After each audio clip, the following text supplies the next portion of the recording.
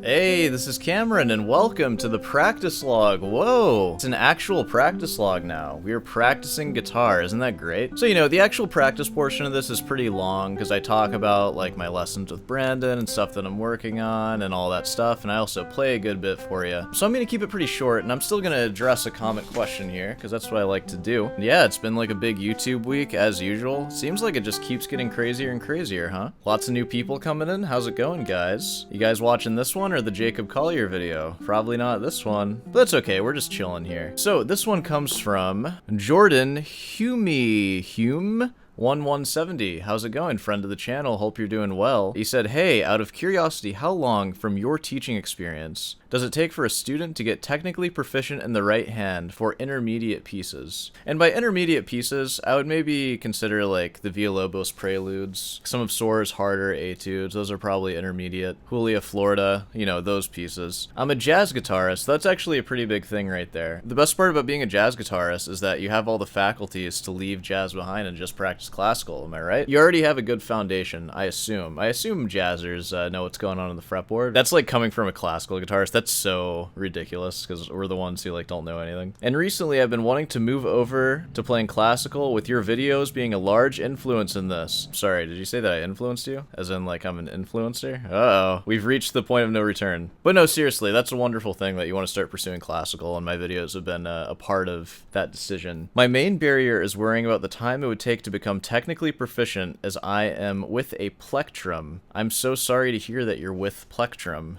I also had that ailment at one point too, and I don't anymore. Fun fact, this is the only pick that I own, and it's made from the shell of a tortoise. Don't tell anyone. One of my students gave it to me, and he said the only thing worse than owning a tortoiseshell pick is owning it and not playing with it. So that's a little fun fact. Whenever you hear me play with a pick, it's usually this one, or it is this one because it's the only pick that I own. In the context of jazz, I think learning classical technique makes a lot of sense. I mean, a lot of chords I feel are usually voiced with 4 notes, like 7th chords. So know. I think that's a pretty good avenue. Now, the time it takes to actually learn something like that, and I know that you know this as somebody who studied jazz. You said that you studied it in university, right? That's how I know I can respect you. You have an undergrad. Okay, good.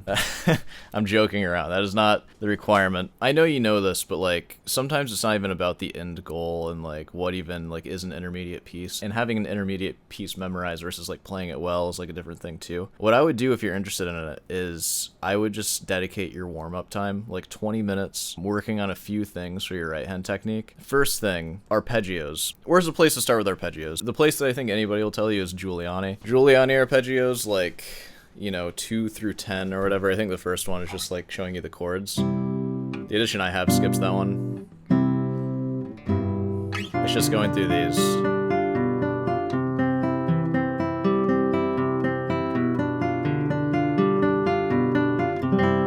And there's little techniques that you have to get comfortable with, first the hand posture and how the fingers actually come down to the strings. You notice I'm doing this fancy thing where I play with my thumb, and then my 2 fingers will land on the string that I'm going to play. And then right as I play that, my thumb will land on the next string.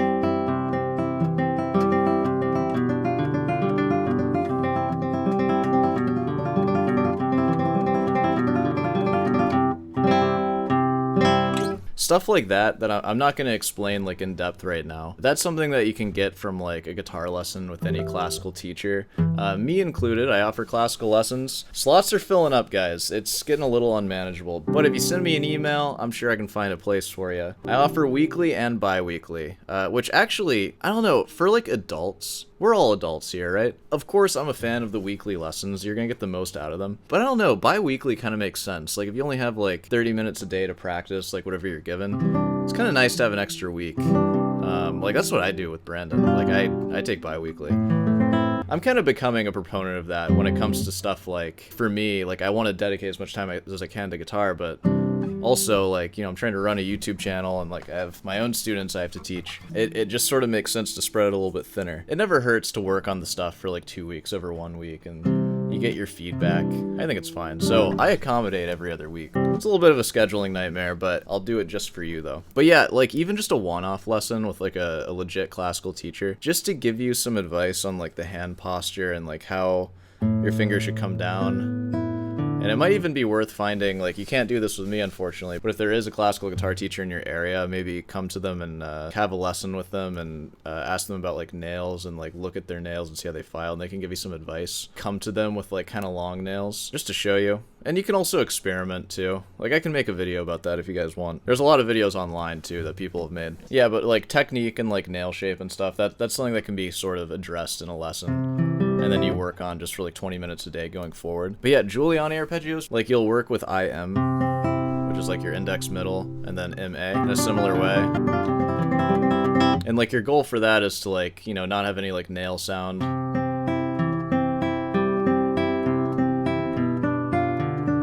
It's harder with A. My A is like a little bit longer than it should be, I think. Yeah, but when it comes to just getting a foundation, I think the first 10 Giuliani arpeggios are, like, really, really helpful. And then after that, I mean, you can spend time on, like, Villa-Lobos Etude 1. But I still work on Giuliani arpeggios. They're just, like, useful for just sort of calibrating your hand. Because even if your nails just grow a little bit, it's nice to recalibrate them. So I'll warm up with Giuliani arpeggios and really focus on the clarity, nail sound, scratchiness, anything like that, and just try to eliminate that from the arpeggio, and then go to your practice after that. And then, like, easy pieces to work on. You already know how to read music. You're a jazzer, I presume. You're not just reading tabs, are you? I don't know what they teach you there at jazz school. Probably teach you how to put square blocks into square holes. Or probably circles, actually, if we're talking about jazz. The classical professor at your university teaches you the square blocks and square holes. Jazz does the circles. Some, like, easy advice when you start reading, like, some Carcassi etudes, like Carcassi Opus 60, because you can probably do that after working on your Giuliani arpeggios for a bit. Keep everything in the open position as much as possible, unless it's, like, obvious that you can't. But don't try to play that stuff in, like, 5th position. That's not where it's meant to be played. Carcassi Opus 60 number 2. Whatever it is. Like, obviously, if it looks like it's ascending up the neck, then... But yeah, if it's like this one. Like, don't try to play that, like... Don't be doing that.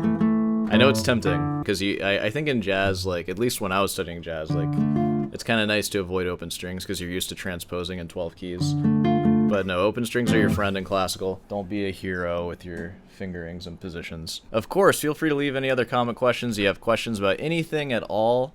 It's nice to answer a guitar question. I feel like I haven't done that in a while. If you want a more detailed response, like, feel free to just ask more, or somebody else ask, like, for more detail or whatever, and I'll answer that. Alright, it's time for me to practice now, so I'll see you in the practice chair. I'll see you there. Alright, well, I'm pretty much done with practicing now. At least for the time being. I'm gonna go back to it, because I have a while before I actually need to teach. Because it's only 11:30 right now, and I got up at like 7. So I'm just gonna talk about what I've been working on, and then I'm gonna play an actual piece that I have ready for you. Right now, we're working on this easy piece. It's an easy Baroque piece by Sans. I said Sans last time. He got on to me about that. Espanoletta. Espagnoletta, I think the name is. We're working on Baroque ornaments. So there's 3 of them that I'm going to be implementing into this piece, because it's a very, like, bare piece. Like, I'll play a little bit of it for you.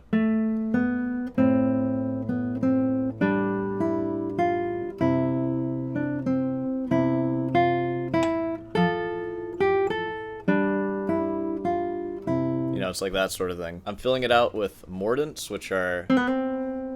going under the note. Today I just worked on the mordants. I'm working them in very maximally, so it's gonna sound like a Mr. Morden over here. Like, whenever it's an open string, I'm not, like, going out of my way to, like, be able to fill them in, because there's other stuff that you can do with the open string that's not a mordant. So just everywhere there can be one, to the best of my knowledge and ability, I'm filling one in. So here's what that sounds like. And I've been doing it with the metronome. I don't know if I should do it with a metronome for you guys. I'll go without the metronome for now.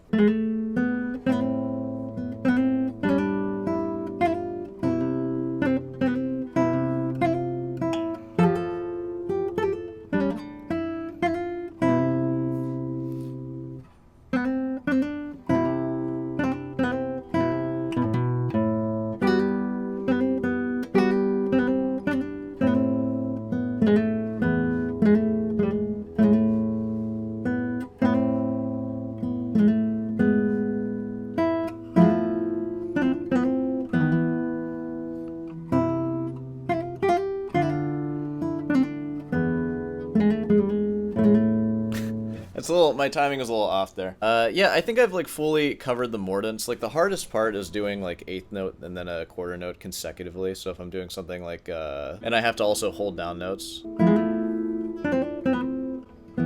Like that sort of thing. And then the other thing that I'm doing is I'm working on the adagio, and I'm actually working on a new version that includes more bass notes. Doing something that I've never actually done, which is a little like weird to say. And I'm just figuring out all of the harmony and just learning the big important chords and just going through that first, and then once I have a feel of that and the structure of the entire piece, which like I already have the adagio memorized, but like thinking through like exactly where it's going, it's a little bit dubious right now. Like as I go through and like figure out the harmonic structure, it's actually becoming very clear like where the phrases are, and it's actually not that complicated. So I don't know, I've been learning it kind of stupid this whole time, but like I'm not that far into this. I'm just trying to play it in time. Let me see if I can work out that first phrase. Hold on. Like, just seeing it in that way. So, I need to work on that. I'm gonna go through the entire piece like that before filling in everything. Yeah, because, I mean, basically what he was saying is that, this is sort of similar to that Sans piece that I just played for you, where it's just very simple, and then I'm just filling it in with all this stuff. And that's pretty much what this adagio is, except it's all kind of written in for you. It's just chords, and then it's sort of connected with scales, and so it makes sense to just kind of learn the structure of it first. Before really thinking about all that, if you're just reading all the notes, I think it's tempting to just go through and just do that, like read all the notes, which is exactly what I did going into it. For a piece like this, even just from working on that for an hour, it does make total sense to just do that first. I'm probably just gonna relearn the adagio from this new score and like go through it in that way, and that's something that I'm gonna take to any other like new Bach that I learn. And this is a good one for this sort of thing, because it's so obvious now just how sparse it actually is, and how much of it is just kind of like fluff getting to the next big harmonic like movement of it. So it's kind of interesting. It's gonna take time getting used to just playing the chords like that, but I think once I have that down and memorized, like memorizing the rest of it is just gonna be like a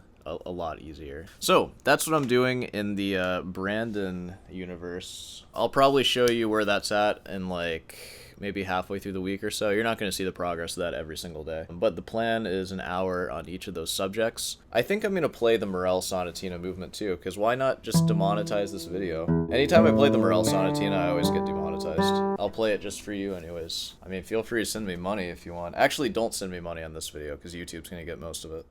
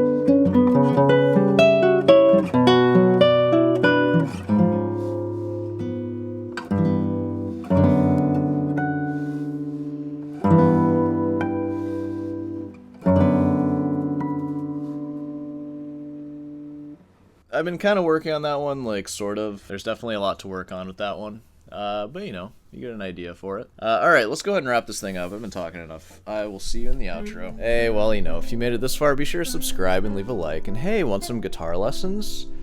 Feel free to email me, and email's in the description, and I'll, you know, get on to you with that. Of course, head on down over to Rootin's Delight, pick yourself up some merch. I did my laundry, so I'll be wearing merch soon again. Yay! And of course, you know, watch other videos, like and subscribe, all that stuff. It helps me out. Podcasts, oof, haven't done that in a while. Alright. I'll see you in the next one.